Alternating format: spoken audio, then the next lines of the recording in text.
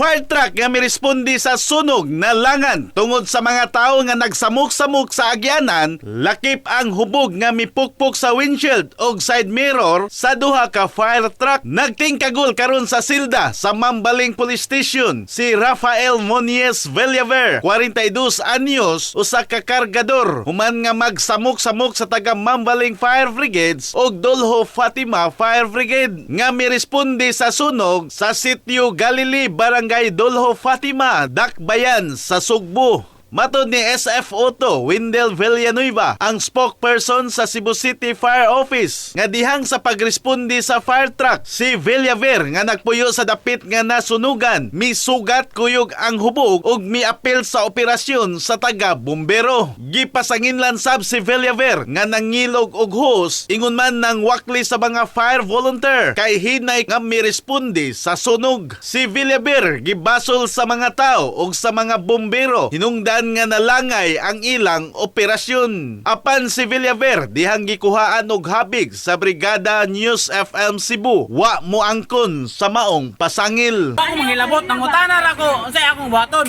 Isip, kuan, naka-train sa BFF. Naka-train man ko. Nangutan ako, Villaver. Nangutan ako, unsay akong buhaton. Kung mangilabot sila mga tao, nangutanar ako. Unsay akong angay mabuhat kay na-train ko. May naman katabang ko ba? Mayroong para mausay. So, ang pasangil sir ng ulata ka bumbero. Ako yung gisumbag. Sige. Dahil mga pulis. Sakay dun. Sir, salamat kayo. Sila'y nang hilabot ako. Nambuha ko no kag kuan sir, fire truck. Windshield. Buhat na nang sir. Imposible na ang buwan mo Imposible na ngayon natin.